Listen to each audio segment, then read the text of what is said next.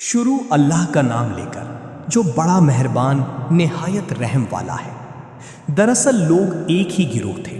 اللہ تعالیٰ نے نبیوں کو خوشخبریاں دینے اور ڈرانے والا بنا کر بھیجا اور ان کے ساتھ سچی کتابیں نازل فرمائیں تاکہ لوگوں کے ہر اختلافی امر کا فیصلہ ہو جائے۔ اور صرف انہی لوگوں نے جنہیں کتاب دی گئی تھی، جو اسے دیے گئے تھے، اپنے پاس دلائل آ چکنے کے بعد آپس کے بغض و عناد کی وجہ سے اس میں اختلاف کیا۔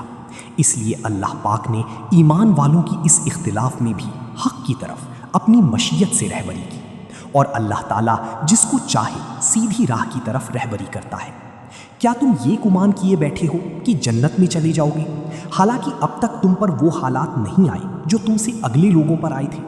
انہیں بیماریاں اور مصیبتیں پہنچیں اور وہ یہاں تک جھنجھوڑے گئے کہ رسول اور اس کے ساتھ کے ایمان والے کہنے لگے کہ اللہ کی مدد کب آئے گی؟ سن رکھو کہ اللہ کی مدد قریب ہی ہے۔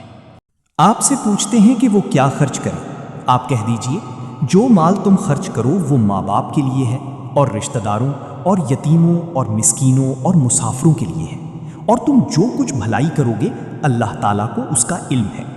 تم پر جہاد فرض کیا گیا، گو وہ تمہیں دشوار معلوم ہو۔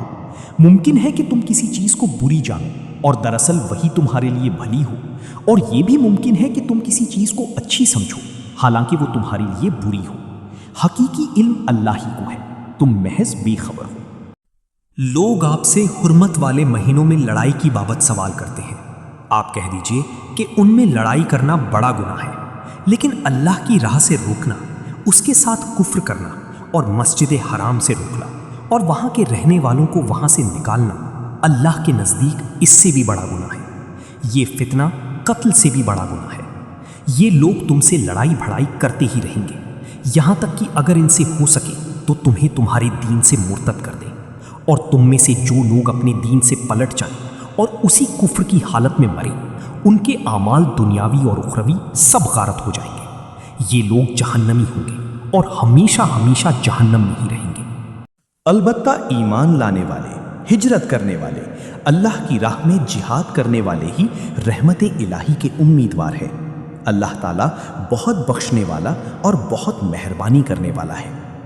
لوگ آپ سے شراب اور جوئے کا مسئلہ پوچھتے ہیں، آپ کہہ دیجئے ان دونوں میں بہت بڑا گناہ ہے، اور لوگوں کو اس سے دنیاوی فائدہ بھی ہوتا ہے، لیکن ان کا گناہ ان کے نفع سے بہت زیادہ ہے۔ آپ سے بھی دریافت کرتے ہیں کہ کیا کچھ خرچ کریں، تو آپ کہہ دیجئے حاجت سے زیادہ چیز۔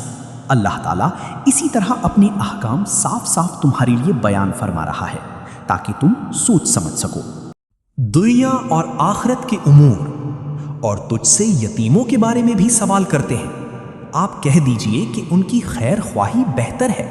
تم اگر ان کا مال اپنے مال میں ملا بھی لو تو وہ تمہارے بھائی ہیں۔ بدنیت اور نیک نیت ہر ایک کو اللہ خوب جانتا ہے، اور اگر اللہ چاہتا تو تمہیں مشقت میں ڈال دیتا۔